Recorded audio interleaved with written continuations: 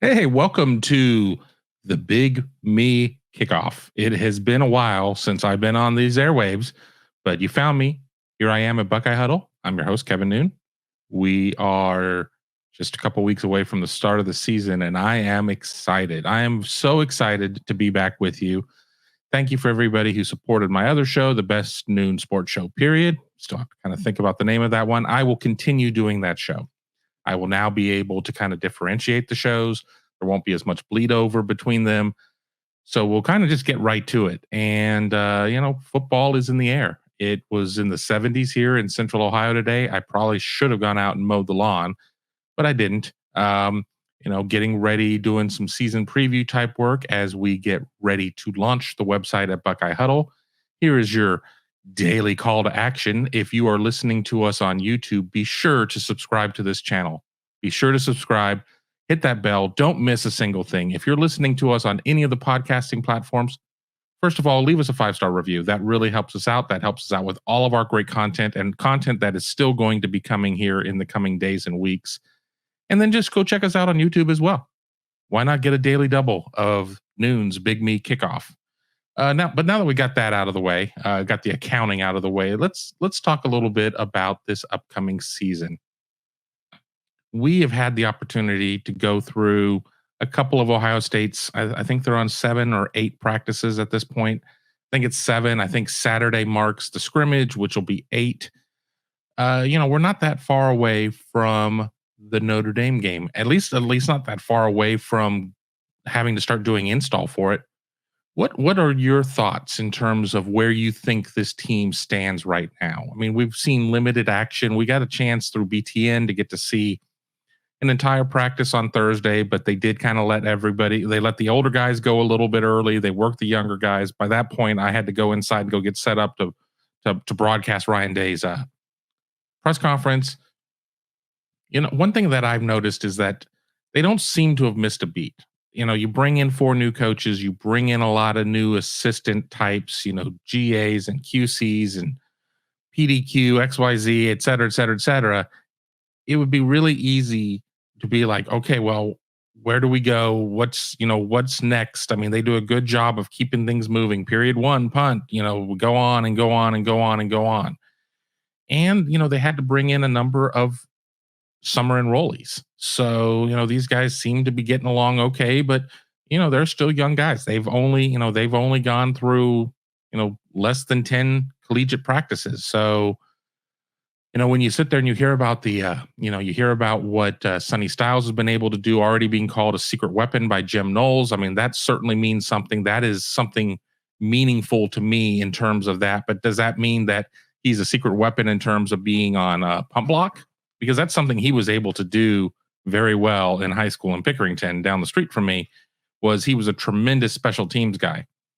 What does it mean in terms of, can he sneak his way into the 2 deep by mid-season? I mean, you got to remember, for every guy that moves into the 2 deep, that's somebody that has to move out of the 2 deep. So what does that mean there?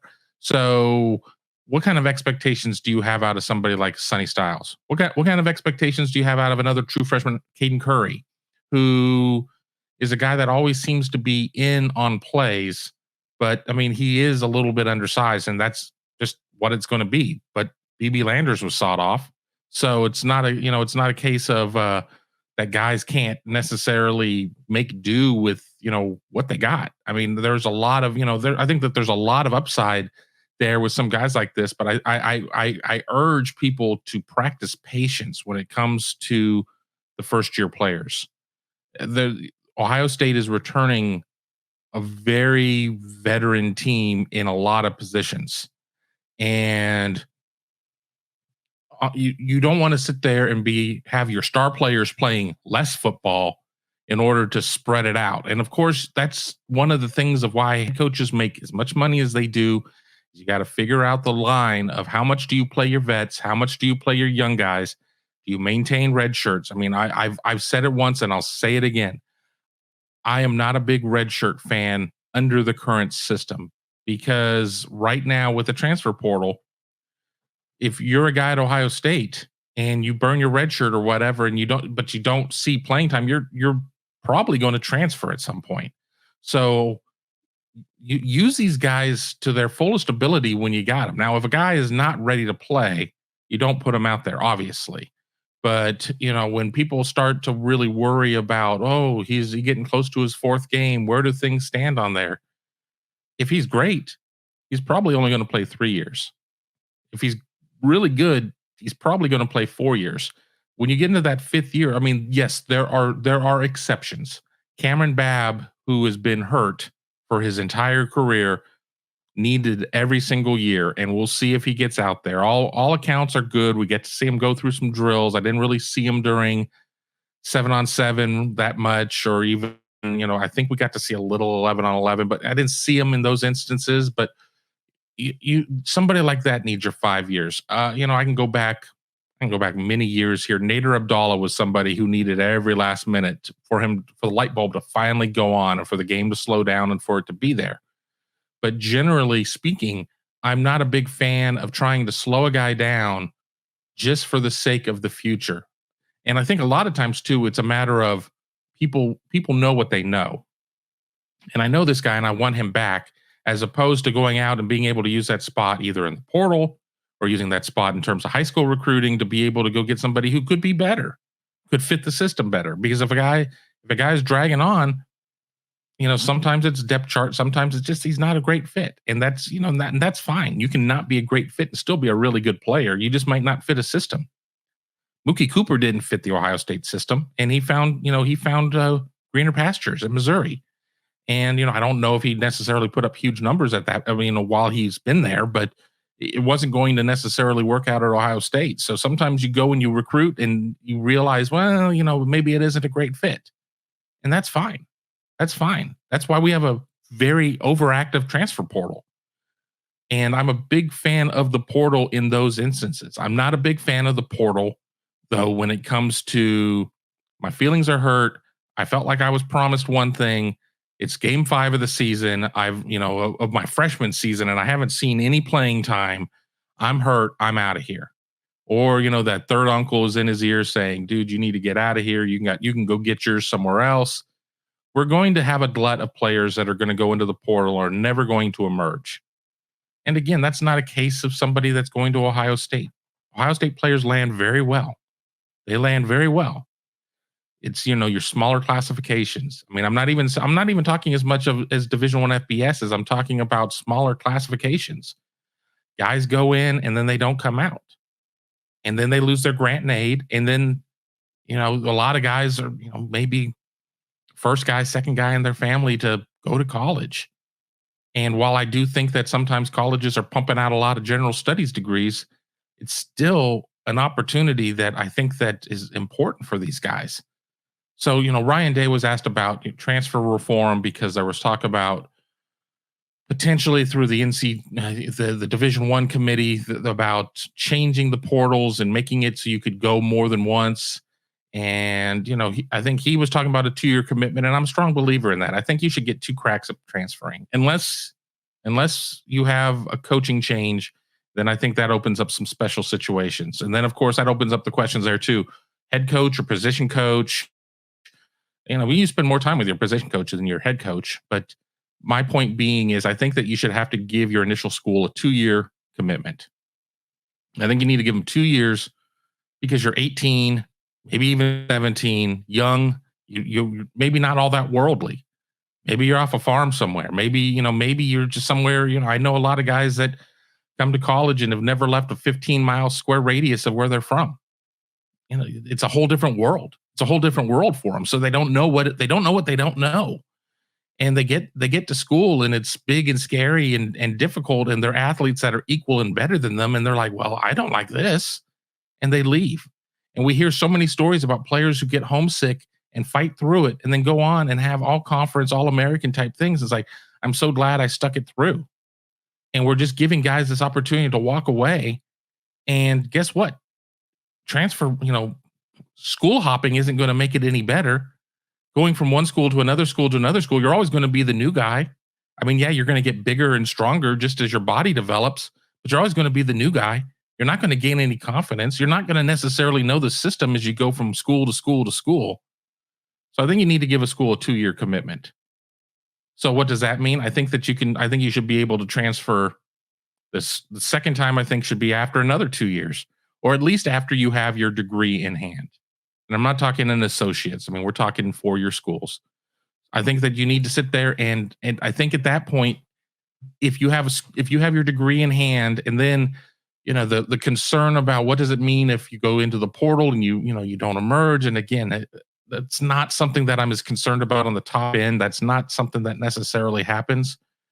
But I think at that point you're a little bit older, you're a little bit wiser, and you can make a better decision. So, theoretically, could you sit there and say, well, if somebody goes, 2 years somewhere and then transfers and goes somewhere else for a year and has their degree in hand, sure, I guess that could happen. But if you're transferring schools, it's awfully difficult to be able to graduate in 3 years, in my opinion. I mean, I went to school for double that. Really enjoyed beer and High Street and things like that, and didn't necessarily take my schooling all that seriously. But I think it would be very difficult at that point. So I think if you sit there and you can transfer after your second year, transfer after you have that degree, which would maybe be your fourth year, and then you would have a fifth year there. So you could theoretically be at 3 schools. I think that's a little bit more of common sense. And I know we're getting away from what the season is and everything else. And I've appeared on Buckeyes Tomorrow Morning and Buckeye Weekly here on Buckeye Huddle. And, we've talked about a lot of that. I try to keep this show a little bit different than that. I know I've got my own audience as well who wants to hear my views on things and not, as much my joking about ketchup and boneless wings and the Mets. But, I try to keep this one a little bit different, just to keep it interesting, keep it fun. And again, I think I'm going to probably do a live next week. It's been I'm not going to get into it, but obviously it's been a challenging couple of months. It's been a lot. So I've not been as regular in terms of the shows that I've done. When I've done shows, I probably haven't been as prepared as I should be. So I apologize to you for that. I've been just trying to get through, trying to figure some things out. I'm thrilled with where I'm at right now. I'm thrilled about the start of the season. Just got my credential approval notice. It wasn't in question, but it's like, I can breathe a little bit. I know what I'm doing on Saturdays. I know what's going on. So, that's good. I mean, I know, I've been something that I'm working on that will be launching here on Buckeye Huddle here, once the site launches here in the near term is going to be, I'm going through every position more or less. I'm not going through like left guard and right guard. I'm not breaking it down to that extent, and going through the top 5 players in the Big Ten at each position. And, certainly helping me get reacclimated with what's going on. And it wasn't like last year I kind of, lost track of it, but you did lose a little bit, you lose a little bit of the wind in your sails at that point. And it's, this off season, I'll admit, I mean, it's like the season's rapidly approaching where, it's August 12th right now, September 3rd is coming quickly. And then there's a 0 week the weekend before, which is going to be even sooner, obviously. And people are like, "Oh, are you ready for the season?" I'm like, "Well, I'm just trying to figure stuff out right now. I'm just trying to know what's up is up and down is down and left is left and right is right." So now that I have a little bit more, direction as to what's going on, I'm starting to get a little bit more excited, as I know you are, as I read in the comments, as I see in all the comments, even on the live programming that we put up on Buckeye Huddle, with which I've only been involved with, I guess, for a day because of just the way that things have broken. But I've gone in and read comments, and people just are so excited. The way that 2021 ended, even though it was a high note winning the Rose Bowl, came up just short. Lost to the rival. Didn't get to compete for a Big Ten championship. So this year really feels like a year of redemption for a lot of people. What is going to be the thing that is most important for you to see out of this team in the first game, the first 4 quarters of football? I'm going to check your comments and probably talk about it on the next show. What is most important for you to see? And I know that the catch-all answer is the defense needs to play better. How? Give me more. Give me more to operate on. I mean, it's this is your chance to interact. I've always said this is your show more than it is mine.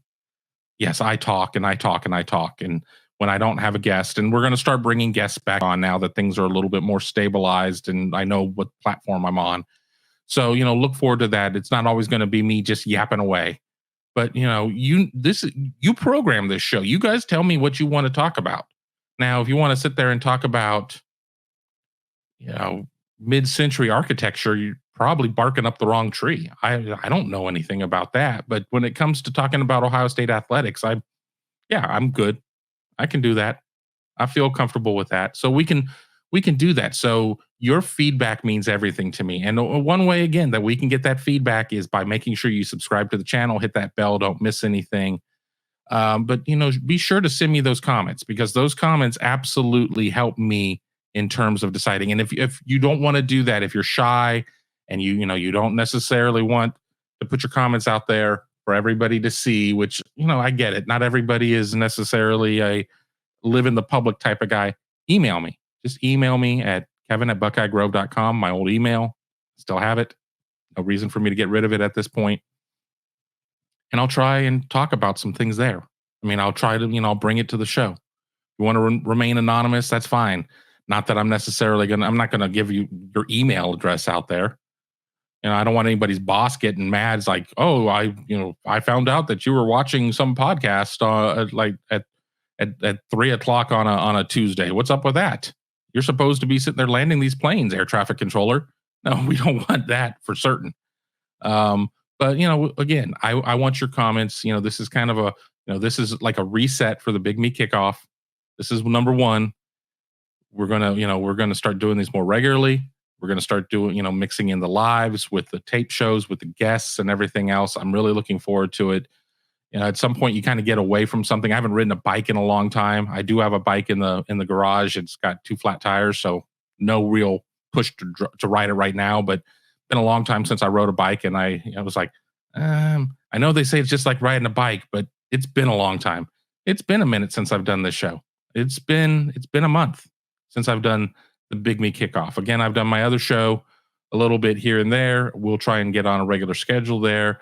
I guess at some point I'll probably be recording a show 5 days a week, just depending on which one. But this is the one that matters. This is the one, this is the one that appears on Buckeye Huddle. This is the one that I'm most focused on. The other one is just to keep my channel active, maybe be able to talk about some other things.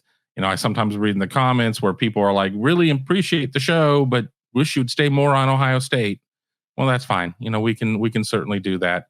But I am going to get off of Ohio State for a second as I wrap this show up and talk about the Field of Dreams game last night. Cubs and Reds wasn't the most exciting game in the world, based on, a 4-2 outcome. All of the scoring happened in small windows or whatever, but how great of a scene is that? How great of a location is that? I know that they're not doing a game next year. I don't believe, because they're growing up the area around there to put in team dorms and some other things or whatever, but it just is great. And it just really reminds me why baseball was my first love growing up. I mean, I'm a college football fan now. That is, if you told me one sport, that's what it's going to be. But baseball was that first love. Reminds me of, my father traveled a ton when I was growing up, didn't get to see him much. Certainly, some weekends here or there, but that was about it. But, we did get to have a catch, now and then. And, I was very, I was very nostalgic. It felt good. It felt good for all of that. So what are your thoughts on that? Do you like it? Do you like the outdoor hockey games in the NHL? Do you like the overseas NFL games? A lot to think about. All three of them kind of check off some different boxes in terms of what they're hoping to accomplish. But what do you think? Let me know. We'll talk about it in the next show. But until then, I'm your host, Kevin Noon. It is Friday, August 12th, getting this one posted kind of late. But we will talk again very soon, and have a wonderful weekend.